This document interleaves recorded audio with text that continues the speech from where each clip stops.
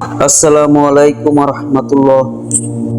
হাদিসের বর্ণনা মতে আল্লাহ তাআলা যেসব জিনিসকে প্রথম সৃষ্টি করেছেন তার অন্যতম কলম। কলম সৃষ্টি করে এর মাধ্যমে আল্লাহ তাআলা মানুষের ভাগ্য লিপিবদ্ধ করেছেন। এক হাদিসে উবাদা ইবনে সামিত রাদিয়াল্লাহু তাআলা আনহু বলেন, আমি রাসূলুল্লাহ সাল্লাল্লাহু আলাইহি সাল্লামকে বলতে শুনেছি, আল্লাহ তাআলা সর্বপ্রথম সৃষ্টি করেছেন কলম। অতঃপর তিনি বললেন, লেখো। সে বলল, হে আমার রব, কি লিখব? তিনি বলেন, কিয়ামত পর্যন্ত প্রত্যেক জিনিসের ভাগ্য লিখো। সুনানে আবু দাউদ, হাদিস নাম্বার 4700। মুসনাদে আহমদের একটি বর্ণনায় রয়েছে, রাসূলুল্লাহ সাল্লাল্লাহু আলাইহি সাল্লাম বলেন, সর্বপ্রথম আল্লাহ তাআলা কলম সৃষ্টি করে তাকে লেখার আদেশ করেন। কলম বলল, কি লিখব? তখন আল্লাহ তাআলা বললেন, যা হয়েছে এবং যা হবে তা সবই লিখো।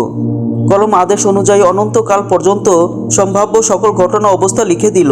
মুসনাদে আহমদ, খণ্ড 5, পৃষ্ঠা নাম্বার 317। হযরত ইবনে জারির রহমতুল্লাহি আলাইহি বলেন, হযরত ইবনে আব্বাস রাদিয়াল্লাহু তাআলা আনহু থেকে বর্ণিত, আল্লাহ তাআলা কলম সৃষ্টি করে বললেন, লিখো। কলম বলল, কি লিখব? আল্লাহ তাআলা বললেন, কিয়ামত পর্যন্ত যা কিছু সংঘটিত হবে সবই লিখো, যেমন ভালো মন্দ আমল, রিজিক হালাল হোক বা হারাম, কোন বস্তু দুনিয়াতে কোন দিন কোন সময় কিভাবে পৌঁছাবে ইত্যাদি। এরপর আল্লাহ তাআলা মানুষের জন্য রক্ষণাবেক্ষণকারী এবং কিতাবের জন্য দারোগা নিয়োগ করলেন। যখন কারো রিজিক ও আয়ু শেষ হয়ে যায় তখন রক্ষণাবেক্ষণকারী ফেরেশতা দারোগা ফেরেশতার কাছে এসে সেই দিনের কর্মসূচি তলব করেন, কিন্তু তিনি বলেন, আজ তার জন্য কোনো কিছু খুঁজে পাচ্ছি না। অগত্যা রক্ষণাবেক্ষণকারী ফেরেশতা ফিরে যান। ফিরে গিয়ে তিনি জানতে পারেন সেই ব্যক্তি মারা গেছেন। তাফসিরে ইবনে কাসির, খণ্ড 11, পৃষ্ঠা নাম্বার 217। অন্য হাদিসে রাসূলুল্লাহ সাল্লাল্লাহু আলাইহি সাল্লাম বলেন, আল্লাহ তাআলা সমগ্র সৃষ্টির তাকদীর আকাশ ও পৃথিবী সৃষ্টির 50 বছর আগে লিখে দিয়েছিলেন। সহিহ মুসলিম, হাদিস নাম্বার 2653। ইবনে আব্বাস রাদিয়াল্লাহু তাআলা আনহু আরেক হাদিসে বলেন, একদিন আমি নবী করিম সাল্লাল্লাহু আলাইহি সাল্লামের পিছনে ছিলাম। তিনি বলেন, হে বালক, আমি কি তোমাকে কিছু শেখাবো না? তুমি আল্লাহ তাআলার বিধিবিধানকে সংরক্ষণ করো, তিনি তোমার রক্ষণাবেক্ষণ করবেন। তুমি আল্লাহর বিধিবিধানের সুরক্ষায় সচেষ্ট হও, তুমি তাকে তোমার কাছে পাবে।